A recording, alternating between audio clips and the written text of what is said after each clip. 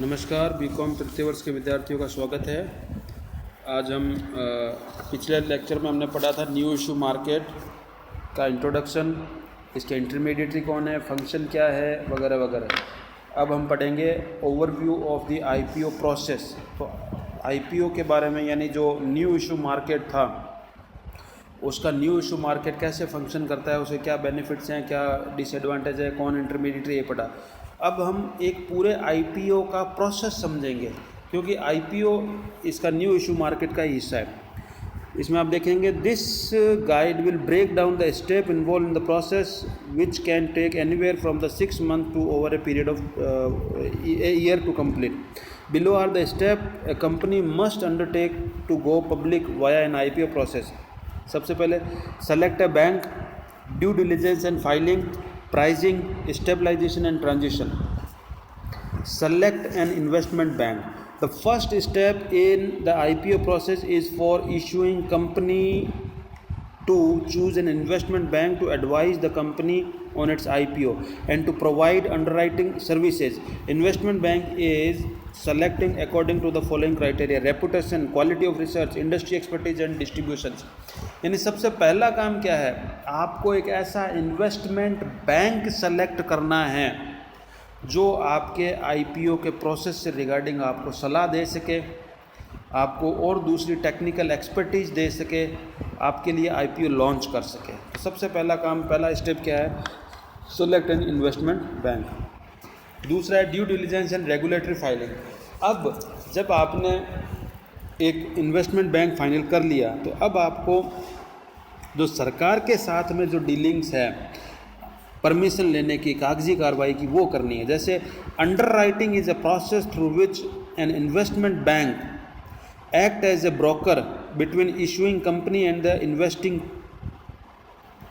investing public to help the issuing company sell its initial set of shares. The following underwriting arrangements are available to the issuing company: firm commitment, best efforts agreement, all or none agreement. तो एक तरह से ये एक regulatory formality पूरी करनी पड़ती है, डॉक्यूमेंटेशन करना पड़ता है, जो कंपनी और निवेशक के बीच में एक ब्रोकर का काम करता है कि ठीक है, ये निवेशक हैं, ये आपका पैसा इस शेयर में लगाएंगे, कंपनी के पास पैसा आएगा, अगर कुछ बच गए तो वो हम खरीद लेंगे। तो कितना इशू सब्सक्राइब्ड होगा ये डिपेंड करता है उस अंडर राइटर की रेपुटेशन पर। इसमें फिर सिंडिकेट ऑफ अंडर राइटर, कई बार इशू बहुत बड़ा होता है, अमाउंट ज़्यादा होता है, तो कोई एक कंपनी या कोई एक बैंक या कोई एक इंस्टीट्यूशन अंडर राइटर नहीं बनता, तब कई बैंक्स मिल के उसका अंडर राइटर बनते हैं, वो कहलाता है syndication of underwriter. Public offer can be managed by one underwriter और the multiple manager. Where there are multiple manager, one investment bank is selected as a lead or book running manager. Under such agreement, the lead investment bank form a syndicate of underwriting by forming strategic alliances. जब एक से ज़्यादा underwriter और lead manager हो तब ये होता है। फिर थर्ड स्टेप है प्राइसिंग। ठीक है, अब सब हो गया, हमने इन्वेस्टमेंट बैंक भी फाइनल कर लिया, हमने अपनी अंडरराइटिंग और दूसरी फॉर्मेलिटी पूरी कर ली, अब इशू लॉन्च हो गया। तो इसकी प्राइसिंग क्या होगी? पुराना मेथड तो होता था फिक्स्ड प्राइसिंग पर अभी जो लेटेस्ट चल रहा है मार्केट में वो है बुक बिल्डिंग मेथड। तो after the IPO approved by the SEC, government ने उसको अप्रूवल दे दिया, अब अप्रूवल के बाद में उसको लॉन्च करना था। Effective date is decided on the day before the effective date the issuing company and the underwriter decide the offer price, the price at which the shares will be sold by the issuing company and the precise number of shares to be sold. Deciding the offer price is important because it is the price at which the issuing company raises capital for itself. The following factors affects the offering prices: the success and failure of the road shows as recorded in the order book, the company's goal. यानी क्या है pricing का मतलब है कि हमने जो security issue करनी है वो अब बताओ कि किस कीमत पर करें, कितने में करें और कितनी मात्रा में करें, ये जो डिसाइड होता है वो कहलाता है प्राइसिंग। इसमें वो कंपनी और वो अंडरराइटर मिल के डिसाइड करते हैं कि अब हम बताइए कि सारी फॉर्मेलिटी हो गई, हमें अप्रूवल मिल गया है, अब हम शेयर कितने में इशू करें। फिर अब वो डिपेंड करता है कि मार्केट की कंडीशन कैसी है, मार्केट में तेज़ी चल रही है, मंदी चल रही है, कंपनी की रेपुटेशन कैसी है और अंडरराइटर की रेपुटेशन कैसी है, इन सब को देखते हुए वो प्राइसिंग डिसाइड करते हैं। फिर है stabilization. Stabilization after the issue has been bought into the market, the underwriter has to provide analyst recommendations after market stabilization and create a market for the stock issued. The underwriter carries out after market stabilization in the event of order imbalance by purchasing shares at the offering price and below.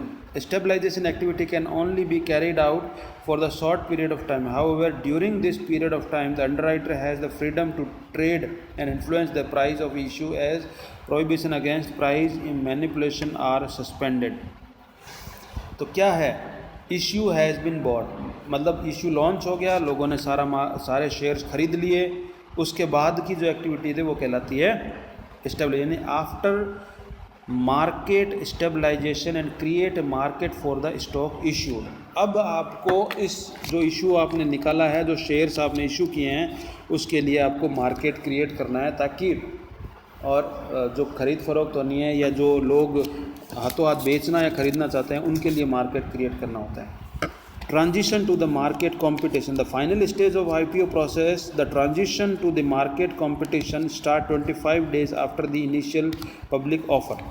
Once the quiet period mandated by the SEC ends. During this period, investor transition form replying on the mandated disclosure and prospectus of to reply the market process. यानी एक बार जो minimum period था वो निकल गया तो उसके बाद में वो मार्केट में आ जाते हैं शेयर और उनको ख़रीदा और बेचा जा सकता है। तो इसी के साथ में एक बहुत ही simple short and sweet step में हमने पढ़ा कि आईपीओ का प्रोसेस क्या होता है। वैसे तो आईपीओ का अगर पूरा प्रोसेस समझना होता है तो एक बहुत बड़ा फ्लो चार्ट बनता है और उसको डिटेल में एक एक स्टेप को समझा जाता है, वो आईपीओ प्रोसेस। पर हमने इसको थोड़ा समराइज़ करके और 5-6 स्टेप में इसको समझाने की कोशिश की है। आगे अगर समय हुआ तो हम फिर कोशिश करेंगे इसको डिटेल में समझाएं। तब तक पढ़ते रहिए, घर में रहिए, स्वस्थ रहिए।